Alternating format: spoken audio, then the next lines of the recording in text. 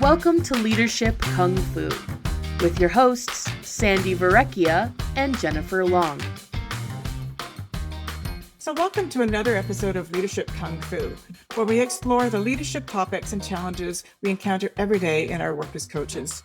For those of you who are new to our podcast, we use the Kung Fu metaphor because we believe for leaders, the learning never ends. Becoming a strong leader takes ongoing practice, discipline, self-awareness, and humility. I'm Sandi Verrecchia, CEO of Satori Consulting in Toronto, and I'm joined with my excellent co-host, Jennifer Long from Own Up in Denver, Colorado. Jen, so great to see you and happy 4th of July weekend. Great to see you and thank you. Yeah, 250 we are. Feeling it. I think we're feeling it this year. Yes, I'm sure you are. It's a good segue into our discussions today. Yes. Every so often we like to mix up our podcast and invite a guest. And today we're thrilled to have with us Doug Stevens, who I've just found out is a neighbor of mine, but also one of the world's leading retail and business futurists and the founder of Retail Profit. Doug is known as the futurist that futurists follow, and he has advised some of the most recognized brands and is the author of 4 international bestsellers. Doug has recently finished his 4th book, The Future of Competitive Advantage, a business plan to serve your customers, your company, and democracy. And Jen and I had a sneak peek, and we're going to chat about it today. So welcome, Doug. Thanks for having me. It's great to be with you. Yes, super excited. And Sandi and I had a little bit of a chat before we got you online to just sort of talk about the read. And when does the book come out? Is it out yet? The book is out. Yeah, It's it came out June okay. 2nd. Yes. And you can get it at all the places you buy your books, I'm assuming, because it's published by Wiley. Absolutely. Mm-hmm. Okay, fantastic. So listeners, you can find the book everywhere. One of the things that you say in the book, and this is, I think, where it kind of starts for me, is as the world becomes less democratic, everything, including your business, becomes less safe and secure. And so I want you to talk a little bit about that, because I feel like that when I read that, I was like, ooh, yes, say more. And then that's when you introduce the rest of it. Oh my God, he's put words around all the things I've been feeling and where the discomfort is right now. And so I thought that might be a good place to start. Yeah, thank you. So, through the process of researching this book, I was really compelled to sort of visit my own experience, my own life as a business person and as a business leader. And I can honestly say that, each day when I woke up in the morning and was thinking about getting into the office and getting with staff and all of that, a lot of things were crossing my mind. I was thinking perhaps about the economic conditions. I was thinking about, the competitive environment. I might have been thinking about ongoing projects that we had as a company that were in play. But I never woke up and thought, good thing I'm waking up in a democracy today, as a business person. And frankly, I don't even know through most of my adult life that I ever really reflected on the value of democracy. We vote every few years, and then we usually grumble about, who it was that we voted for or the party in power. But beyond that, I never really truly reflected on the value of democracy to my business, to the rule of law that it affords, to the representative nature of government and what that provides to business people, giving them an outlet, to take their grievances to someone whose job it is to listen to them and to represent them to the federal administration. So we are now, and I think in the book I say democracy is a lot like oxygen, in that you're not conscious of it until it starts to leave the room. And then all of a sudden you start to see in stark contrast what that means. And of course, when we look across the border right now into the U.S. I am a Canadian, but I've lived and I've worked in the U.S., so I have a cultural sensitivity to the American life. We are seeing the disintegration of a lot of democratic institutions. We are seeing freedom of speech being embattled. We are seeing the free market being endangered. We're seeing the federal government now encroaching on the free market.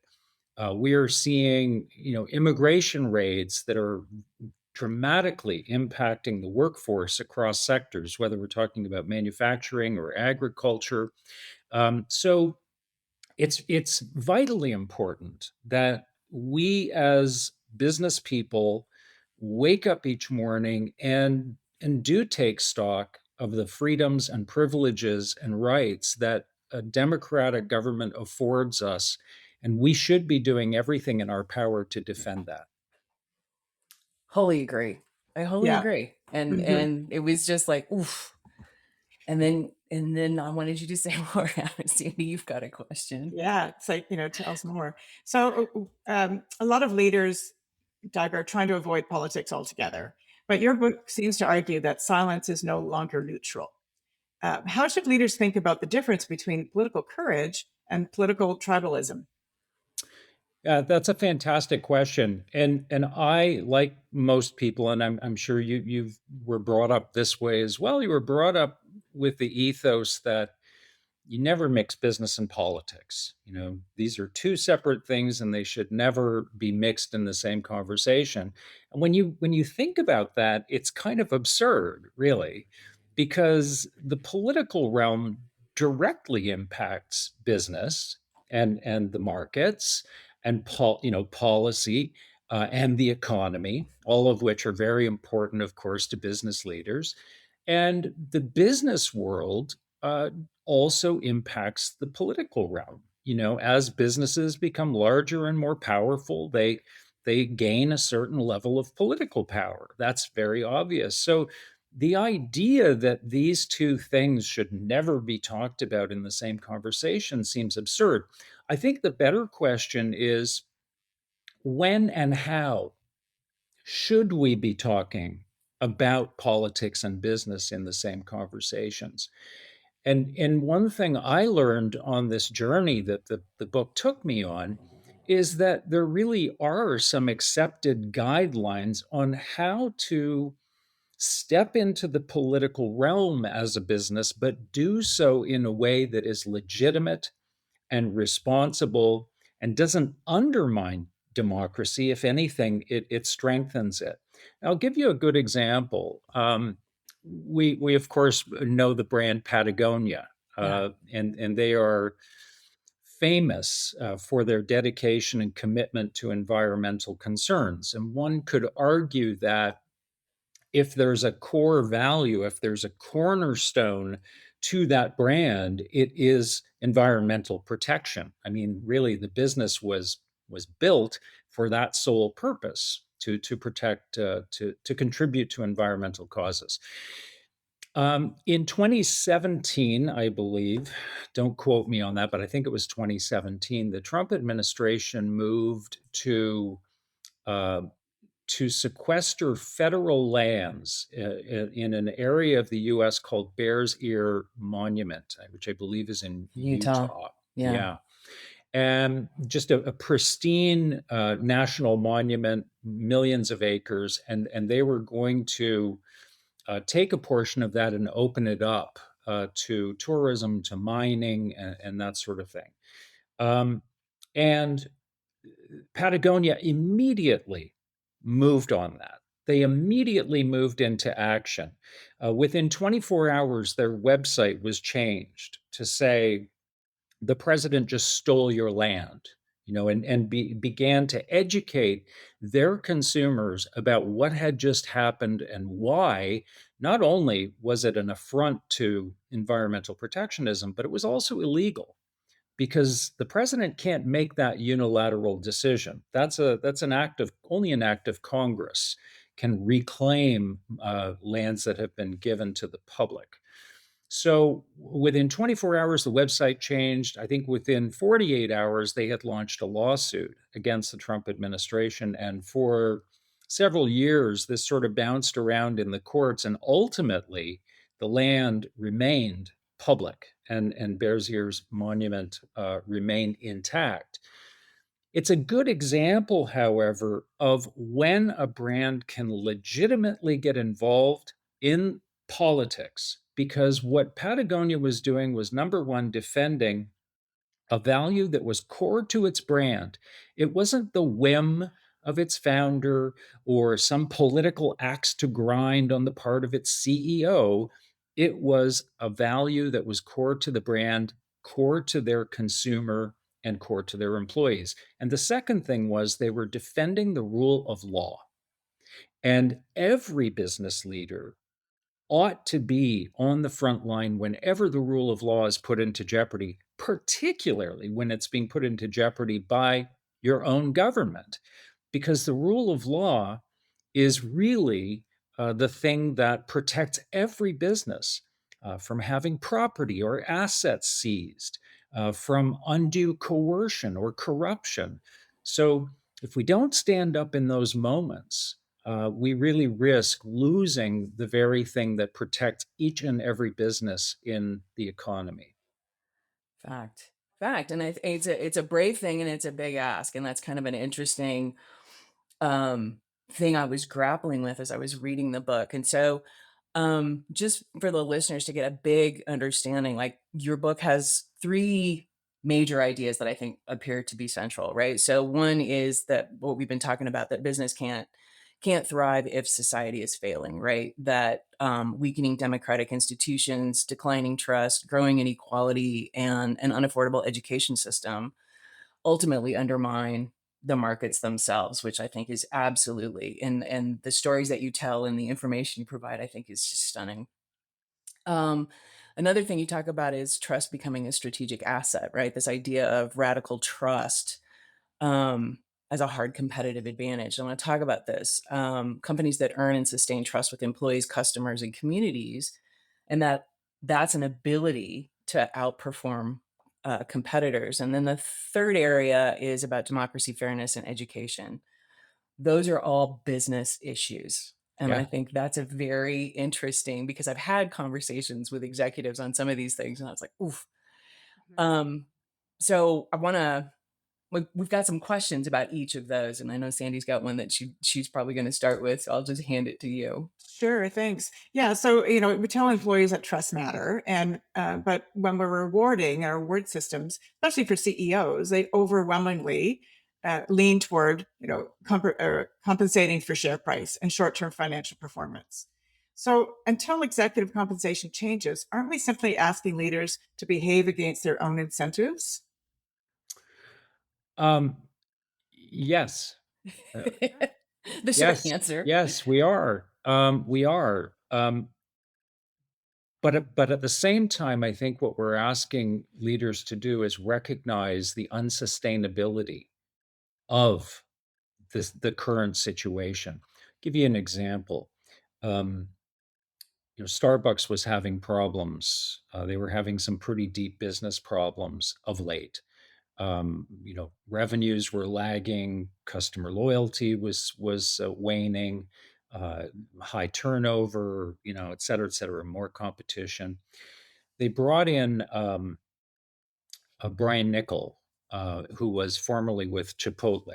And Brian Nickel is compensated at a rate that is 6,666 times what the average Starbucks worker makes. And I'm not talking about the average barista, I'm talking about the average Starbucks worker. That includes executives, Executive. Executives, yeah. management. So this guy is being paid, in the stratosphere at a level that is almost incomprehensible. Um, One of his first moves in coming to the company was to initiate more ways for consumers to tip baristas, not to institute a new wage equity plan or better working conditions or more opportunities for advancement for people at store level, they instituted more ways for the consumer to tip their baristas. So, in other words, Brian Nickel, that's fair game, 6,000 times the average employee. But when it comes to the average employee, we're going to leave it up to the customer to decide whether or not you should earn a living wage. And Mm. by the way, Starbucks also happens to be one of the low wage 100 companies in the United States. So, what's the message there? What's the message to the employee? Is it that you care about me? Is it that fairness matters? Is it that I can trust the organization with my future, with my livelihood, with the well being of my family? I don't think so. And all of that, unfortunately, undermines performance. It increases absenteeism. It dramatically increases turnover, which is a huge drag on cost, and it dramatically hits productivity. People are literally quitting on their feet while at work. Yeah. And so I think that we have to, I think if we are going to create once again a sustainable economy, we have to revisit the way executives are compensated, because you're absolutely right. It's completely disconnected from the performance of the company in a real way, right? Mm. It's more connected to share price, which, through the advent of things like share buybacks, can easily be influenced. Earnings per share can easily be influenced in the face of even bad performance from an operational standpoint. So executives, in other words, can be well compensated while driving a company straight into the ground, and we've seen that happen over and Oh, over again. Totally. 100%. So it's just not a sustainable way of running businesses, and it's not a sustainable way of managing an economy. So I wanted to follow up on that one because, I work with a lot of boards and, share price is king or queen, if you will. And I can't imagine the conversation that they would have had that said, I'm going to increase wages and our share price could potentially go down as a result, right? As opposed to I'm going to do this thing where we don't have to pay for it and they'll be compensated. And inevitably, the courage around the board table has to be there, and there isn't. I don't see a lot of courage around board tables. They're self preserving their roles as board members and their compensation that goes with it. Right. What you've hit on, and I'll try and take it. I'll answer your question directly, and then I'll provide a couple of examples that might better illuminate what I'm talking about. Um, First and foremost, you're absolutely right that when I started writing this book, I thought, what this book cannot be is a moral soapbox that I get on and say, everybody should be kinder, gentler, and we should run businesses with more empathy and concern for the average worker, because I knew that from my own experience, if you speak that way to a board, if you speak that way to the average CEO, their eyes glaze over, they don't hear anything you're saying, and they're just simply waiting for you to stop talking so they can leave the room, right? Yeah.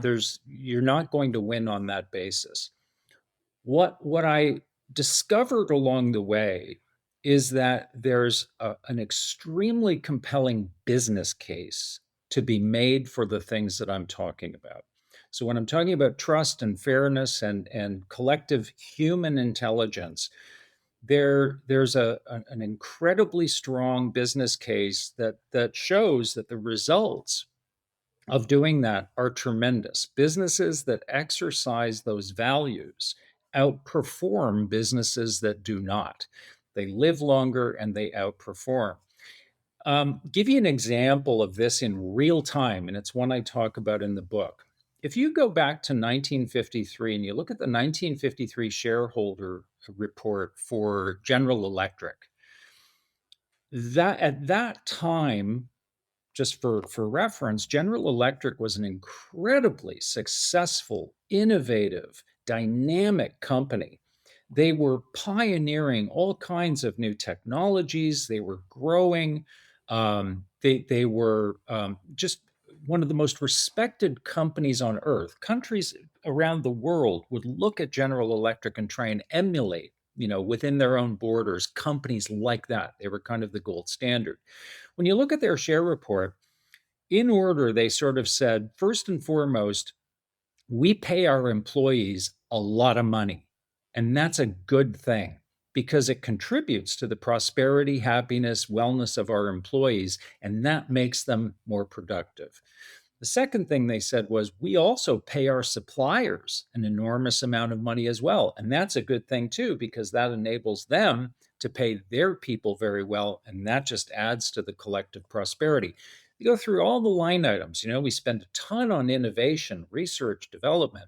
You get down to the last point, and it's sort of, oh, and by the way, we also pay our shareholders a reasonable return. Yeah. That was it. Now, in 1980, Jack Welch takes over. And in the backdrop of the early 1980s, you had the Friedman Doctrine. Milton Friedman and the Chicago School of Economists came to government and basically made the case that the post-war era up until about 1980, they had it all wrong. That it wasn't the corporation's obligation was not to the employee, to the consumer, to communities of operation. It was to the shareholder. And if CEOs just focused on delivering to shareholders and making shareholders wealthy, that all that wealth would trickle down to the ground level, and you'd have mass prosperity and joy, and everyone would be better off. Jack Welch said, "Okay, hold my beer. Here we go." And for the next 20 years, Jack Welch basically engineered consistent returns for shareholders no matter what it took. If he had to lay off 10,000 people, bye-bye, no problem. If he had to cut research and development, cut projects, jettison newly acquired companies, anything he needed to do to hit that quarterly return, he would do it. And over that 20-year period, despite the 200 books that are written about what a genius Jack Welch was as a manager, he ran General Electric into the ground. By 2001, that company was a shadow of its former self. And if I'm not mistaken, in 2018, it was delisted from the Dow Jones Industrial Average. So this whole notion of shareholder primacy is an extraction strategy that has a ceiling. You can't just keep extracting forever. Eventually, you hit a point where there's nothing left to extract, and that's when the company goes blackout. Yeah, yeah. I've had these conversations. I was so excited when I read this whole episode in the book because I've sat across from CFOs and had the conversation. And organizational presidents in the Fortune 400, where they are trying to do a transformation of the business, and they're trying to get that profit margin up, or deliver on time, do all the things that they say they're going to do. And in the introduction, in some of the slides for all these leaders, was this whole diagram that included why we're here, and the shareholder was on the top of the list. And I got into a big thing and said, all of the research says otherwise. No one is going to care. If you want to talk to the hearts and minds of these people, nobody here cares about the shareholder. They care about being able to buy a tank of gas. Exactly. They care about getting their kid into college. I'm like, this is fundamentally wrong. And if you're going to transform this business, you need to transform how you're thinking about why you're in business. That's right. And so I was like, where was this book when I needed it? You're absolutely right. And to prove your point, and this is one you can tuck in your pocket the next time that conversation comes up. But to prove your point, and to show that it can be done, I also describe the situation in the book whereby in 2014, uh, Walmart, which at the time was plagued with problems, absolutely plagued with problems. This was, a company that had only a few years earlier was being maligned in the press for having signs up in some of their stores that were doing like turkey drives and food drives for their employees, you know, asking consumers to donate a turkey so that a staff member can eat at the holidays. And the Walmart PR department was sort of blowing it off like, yeah, I mean, our people are very supportive of one another. And I was like, dude, you're missing the point. People shouldn't be begging for food in your stores. You're not paying people enough. So that was the backdrop. Walmart was, involved in all kinds of labor issues, factory fires in India. I mean, it seemed Mhm. like every bad thing that happened on earth had some sort of connection to Walmart. Doug McMillon, who took over in 2014, actually took the reins in 2015. He started on the loading docks as a 16-year-old with Walmart, worked his way up through the ranks as an assistant manager, store manager. He was moving very, very quickly through the ranks. Eventually was running a division of Walmart and then was tapped for the role of CEO. And at the time, I was being asked to come down and speak to Walmart about strategy. So I expected that Doug McMillon was just going to be more of the same. I thought this guy's going to, he's a company man. He's going to come in, he's going to just continue the music as long as it'll play. Much to my surprise, he did not. Doug McMillon came in. The first thing he did was he instituted a $1 billion wage increase across the board for all employees, all frontline entry level employees. The share price tanked. Mm. Investors went running. They thought this is not what we what we're looking for, right? We don't want someone who cares about people. We just want someone who's going to drive better share price. So he spent money on training. He improved wages. He instituted a schedule so that wages would continue to improve. Walmart started working on pathways for succession and advancement and career opportunities. He was literally rebuilding the company and at the same time focusing on Walmart's environmental impact. So it can be done. Mm. And I mean, Walmart, to my mind, what Doug McMillon did was he saved that company. Walmart was in danger of being eaten alive by Amazon and the rest of the market, and by their own, failures, their own internal failures. And he saved that company, and he did it by giving a shit about the people that work on the front lines. Right. Yeah, and it's interesting because as you talk about this, it brings up two things that sort of in the book for me. I was like, how do you think about this?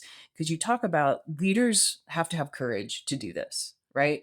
One of the fundamental premises is if you want this competitive advantage, it's gonna take some courage and you got to get a coalition of people with you, right? And then there's a whole thing about what you termed as malignant, no, what you termed as stoking white male anxiety. And when we've got what, 49%, what would we find? 49% of leadership right now is white male. Mm-hmm. And how that dynamic of, obviously not everybody's in stoked the same way, but is there a correlation there in terms of if we're, this is like asking Congress to do term limits? Yeah. Yeah.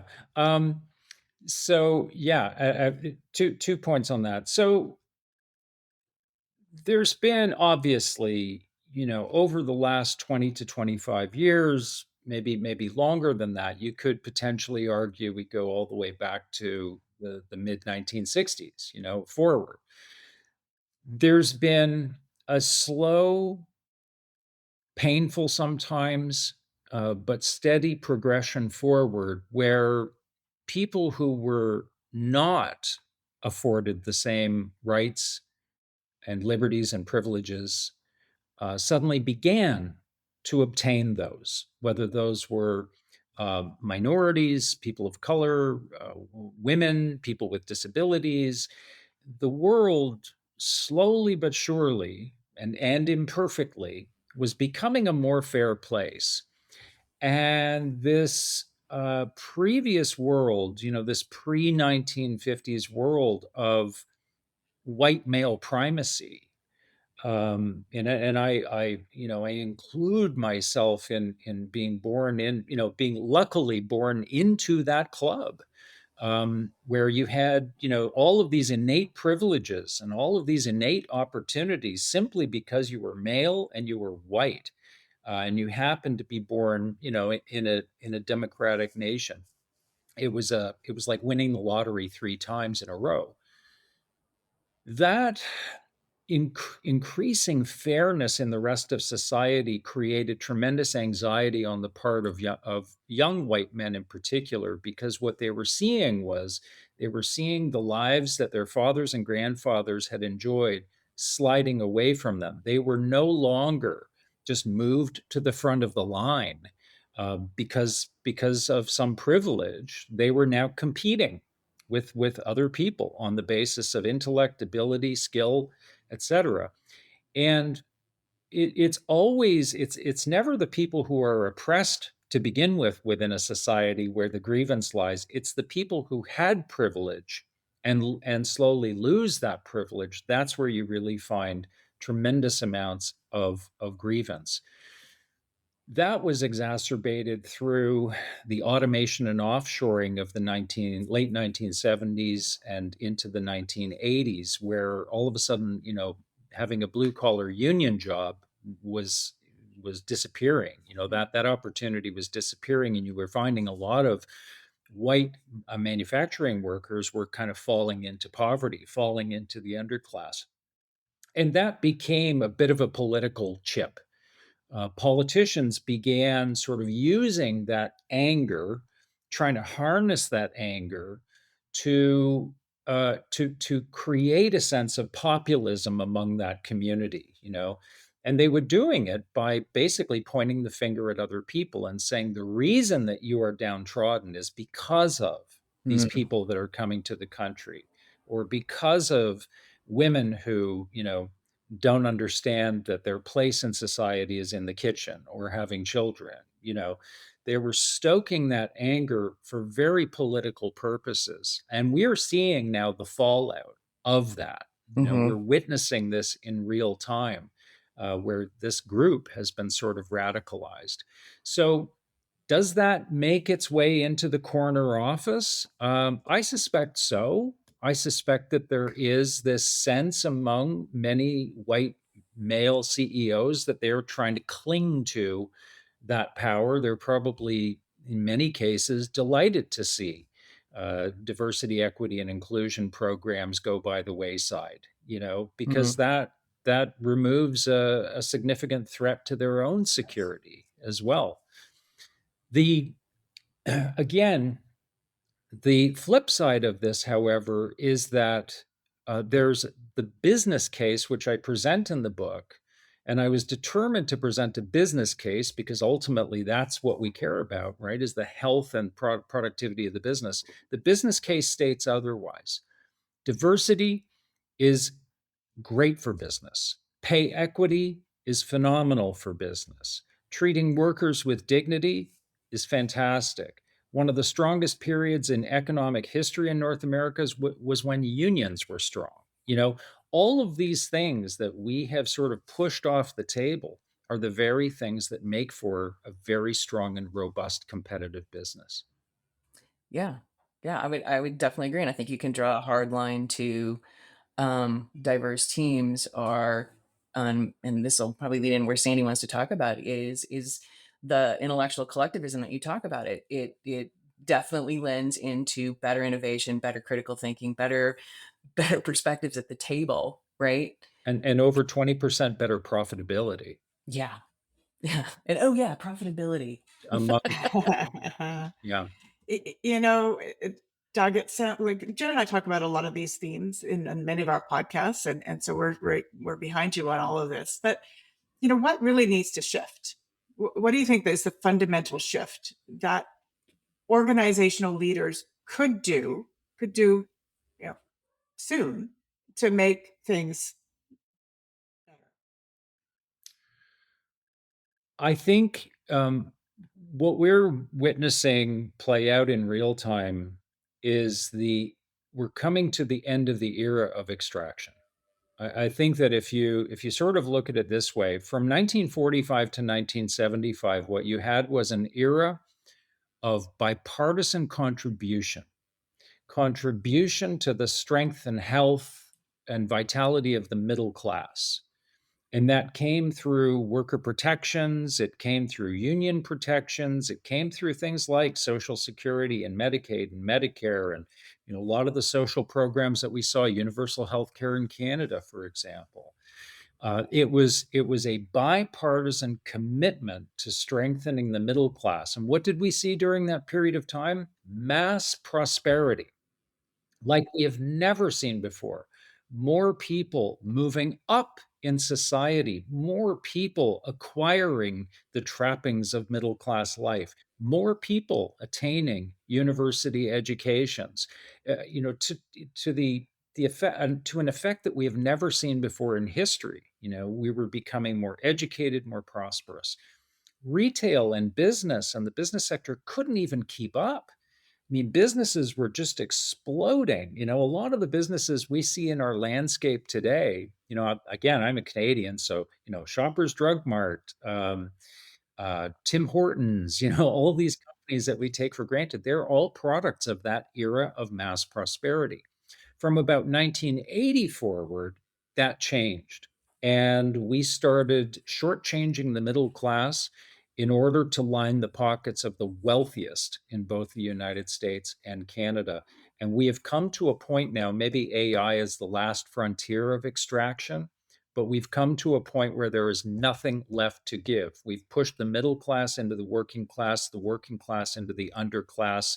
We live with levels of poverty in both countries that are third world in nature. I was just in Sao Paulo, Brazil, and I saw, encampments of people sleeping on the sidewalk, in the pouring rain in Sao Paulo, Brazil. And I thought, what's the difference between this and Portland, Oregon, or Toronto, Ontario? It's the same. And I mean, we're two of the richest countries in the world. We shouldn't have that condition, but we've done it so that we could, service the richest 10 to 20% of the population. But here's the message to business leaders, and this is what people need to get. They need to get this, get their arms wrapped around this idea. The 10 to 20% of the richest people in North America cannot and will not ever spend enough money to make up for what was a prosperous middle class. They may buy more expensive socks, but they don't have more feet. Right. They may buy more expensive cars, but they can't drive 5 cars at the same time. So I mean, we have to refer back to this period 1965 to 85 and say to ourselves, how we know we can't build a time machine and go back, and rebuild the past, but we have to look at what was the essence of it. And the essence of it was people trusted institutions, they trusted democracy, they felt the world was becoming more fair, and they thought they had a reasonable shot at getting an education that could advance their prospects in life. That was it. And so we, as business leaders, have a fiduciary responsibility to lean into recreating those conditions. And we can start within our own companies. And the good news is, if we do it within our own companies, like Walmart's doing it today, the business performance metrics are astonishing.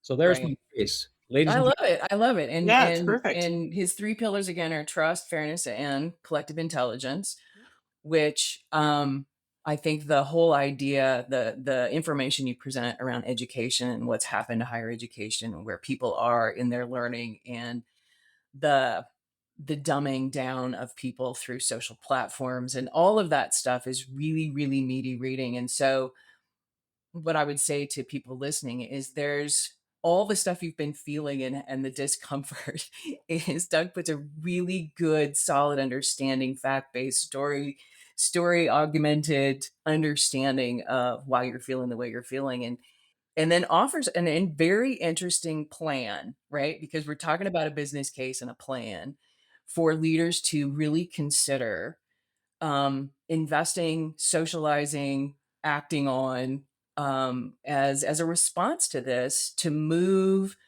the economy, to move society in a direction that that we all basically want to go in. And that's the interesting part, is that everyone wins in this scenario. Right. Even And CEOs. Yeah. yeah, yeah. It's And not even I a want, it's a need. Like, it's a need. Like, Yeah, everybody this needs is to not start. I'm not suggesting that, someone has to lose. I mean, does it mean if you're going to pay higher wages in order to sustain your business into the future, does it mean that the shareholder might have to just adapt to a slightly lower return for a few years? Perhaps. But does it mean that you're going to still be delivering a return to them 10, 20 years into the future? Yeah, that's why you're doing it, right? yeah, And I think that when you look at some of the things that we do in blind service to shareholders, I tell a story in the book about Bed Bath and Beyond, who was just, in a death spiral. And rather than investing in things like online commerce and investing in better looking stores and better service, they just continued this drumbeat of share buybacks to the point where they were actually spending more on share buybacks than the company was worth, than oh the jeez, market cap of the company. And then the inevitable happens and the company goes out of business. So why, in service to shareholders for a few years of decent returns, you literally threw the company into the dustbin, you know? yeah. So we have to get off this heroin of returns to shareholders, and we have to start thinking again about building businesses that can sustain into the future. Well, and this goes to that standing in your values, and it's not just standing in your values, right? That you talk about a belief system that has to be in play, and belief being what you hold to be true, values being what you hold to be important, and are you willing to invest in those beliefs and values as an organization? And I think that's the tougher question in front of leaders, because it does mean long-term decision making. It does mean reinvestment in the business, not profit percentage. And to stand in the courage of, and I would offer, I don't know if you've read the book by Bryce Hoffman called American Icon, about Alan Mulally, when he had to turn around Ford and was willing to go all the way to the Wall Street analysts to say, here's the plan, Right, so right, that they knew that here's you're not getting the profit now, but here's the plan to get there. Here's the plan to get there. Yeah. right. And I think that takes a lot of moral courage. It does. Somebody said one time that values are only values if you are willing to pay for them. Mm, Anybody can put some flowery words, on a website or in a quarterly report about trust and fairness and intelligence, but until you're willing to actually manifest those things through effort and labor and capital and expenditures, they're just words on a page. And so, again, in that last portion of the book, I'm basically presenting a 13-page business plan that says, here, walk this down the hall to your CFO. The rationale, the justifications, the numbers, everything is there. And beside them are the specific actions that you need to undertake as an organization in order to fulfill each of these things. And if you do that, if you're anything like the businesses that have succeeded by virtue of doing them, you're going to win, you know? Uh, mhm. Interestingly, you mentioned Ford, and that's a perfect example, maybe, of kind of the decision, you know, which direction do you go in as a company? When Ford innovated the moving assembly line, a lot of people felt that that was the advantage, that it was the moving assembly line technology that gave Ford such a huge advantage in the marketplace. And that wasn't the case at all. In fact, the moving assembly line was sort of reverse engineered by other auto manufacturers and other manufacturers generally. Within about 1 to 3 years, everybody was using the moving assembly line. The advantage for Ford came in Henry Ford's recognition that the moving assembly line was going to dramatically increase Ford's productivity. Instead of making 100 cars, they could, in a month or a year, they could now pump out, thousands of cars, and that they could reduce the cost of that unit by, just immeasurable amounts of input cost, rather than just hoarding that money, which he could have done. He could have said, now I'm going to make 10,000 cars a year at half the cost, and I'm just going to take all of that and put it into my own personal fortune. He doubled the daily wage of auto workers from $2.50 to $5 an hour. I mean, my God. Mm. Imagine, if any company today, imagine if, JP Morgan said, hey, we've come to the conclusion that we're going to double everybody's salary starting tomorrow. I mean, it would be unbelievable, revolutionary. Henry Ford did that. And the consequence was now the person making the car could afford to buy the car. And they Mm-hmm. did. And now Mm-hmm. all of a sudden you saw this burgeoning middle class. And now all of a sudden cities like Detroit, Michigan, and Flint, Michigan, and St. Louis and Cleveland exploded with prosperity because everybody was making more money all the way down the supply chain from Ford. So that's what making the right decision looks like. Yeah. And the result is a level of prosperity that raises all the ships in the harbor. Yeah. And it's a fundamental shift in operational thinking in the sense of this Tayloristic operational efficiencies of process to optimize the labor. Like the right. I've written this book, The Workers Are the Solution, not the problem. Right. That's really where the benefit sits. And that's a hard, when you talk business case, you're talking numbers and you're talking the decisions, the tough decisions that you got to make on where your allocations and where your effort's going to go. And I am a firm believer that your people are the ROI, hands down.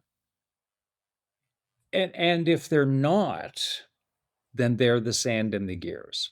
Yeah. And that's the flip side as well. It's okay, fine. You want to knock off, 10,000 people from your company, as we are seeing today, Mm. your Salesforce or Meta or any one of the companies today that are just sort of pruning, large branches off their organizations.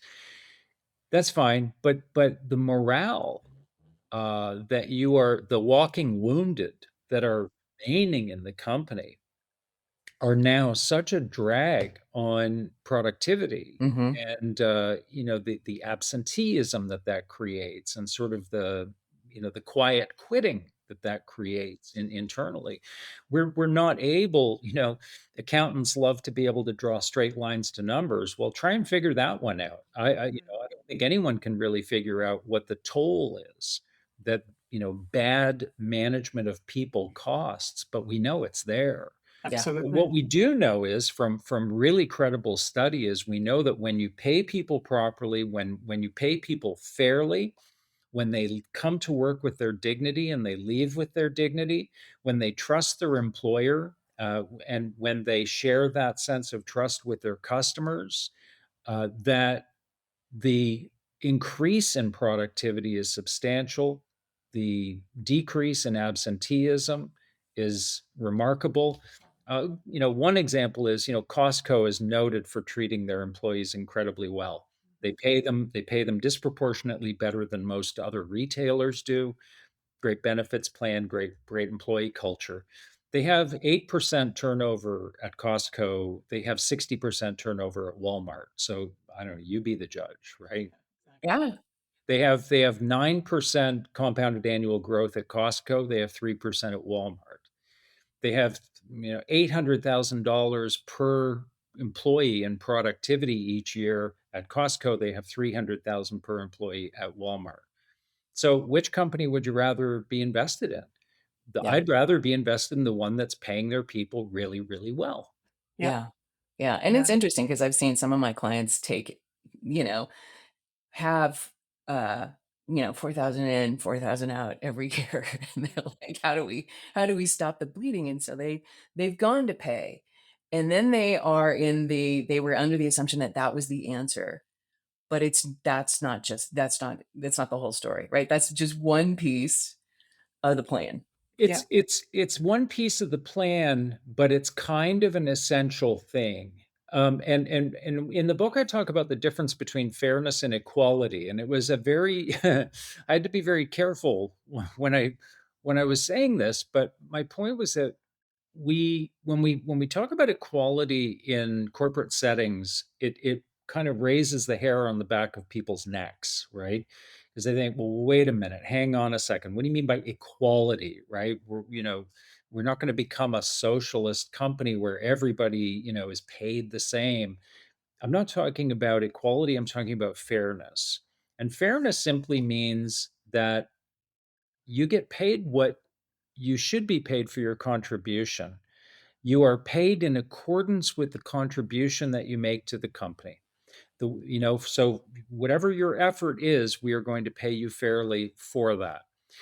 If you're not even achieving that as an organization, you are that nothing else you do is going to work. So for Brian Nickel, if Brian, if you're listening, um, nothing you do at Starbucks, no innovation that you try to manifest in the company, no program, no ad campaign, nothing is going to work until you pay people a living wage.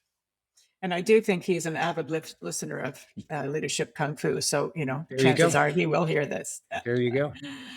That's sort of a great way to leave off. But I want to, and this is fascinating. And Doug, thank you so much. I think Jen and I both lean into your philosophy on this. What would you say to our listeners as the one takeaway? What do you do as a result of listening to this podcast, buying your book, and making a difference? I think that oftentimes we seem to feel that our life as a business leader or our life as a business professional is somehow disconnected from our life as a human, as a person. That we go to work and we put on our work hat and we sit down and we make decisions about the business, and then when the bell rings, we take that hat off and we go home and we become a spouse, a partner, a father, grandfather, etc. I think we have to start thinking about these two things uh, as being one thing. That we have to understand that every decision that we make at work is ultimately going to impact the lives of our children and our grandchildren. There's a butterfly effect, and that if we decide that the easiest way to hit our numbers in a quarter is to simply destroy the lives of 1,000 people that work in our business, that ultimately has an effect on the universe. That's putting energy into the universe that's bad, because what happens is our competitors will replicate that in order to keep up. And I talk at the end of the book. I talk about the a thing called the fallacy of composition, and this wasn't my idea. It was from another author that I read, and I thought it's such a great way of thinking about it. Um, we have to appreciate that sometimes things that look like good ideas in isolation are really bad ideas if everybody begins doing them. So, I mean, if one corporation bends the rules on their corporate taxes just a little bit, that seems like a good thing for that corporation, and it seems like the right thing to do for their shareholders. But if every corporation starts doing that, then society really takes a hit. Then we can't fund public education and we can't maintain infrastructure. And so we have to start thinking about the actions we take on a day-to-day basis in more of a sense of totality. And we have to start thinking about intergenerational fairness. Are we actually creating a better, fairer, and more prosperous world for the people that we're handing it to? And that would be certainly my hope as a business person. Yeah. Amazing. Amazing. Well done. And both Sandy and I highly recommend the read. Again, it is called, what's the title? Competitive Advantage. The future of competitive The advantage. future of competitive advantage, because I see a futurist. Mm-hmm. And the subtitle is important. Yes. Yeah, a business plan to save our Business plan. customers, your company, and democracy, which is a Yeah. huge. It's bold. It's Yes. bold, and it's a time for bold ideas. And I encourage, this is really, it's so kung fu because it is going to be discipline. It is going to be effort. But I think once you get through it and really consider it, I feel like it's a light. It's a light in the darkness of where we are to really go, there's a way out. There is a way, and we all have a responsibility to get there. And leveraging business, I think, is a tremendous idea. So Yes. Doug, thanks for putting it in the page. It's my pleasure. Thank you for having me and shining a light on it. I appreciate it. All right. Thanks, Doug. Thank you so much for listening. You can check out Sandi's website at satoriconsultinginc.ca. That's SATORI Consulting INC.ca. And you can check out Jen's website at accountabilityatwork.com. If you like what you hear, let us know by leaving a review on your favorite listening platform. Thanks again, and we'll see you next time.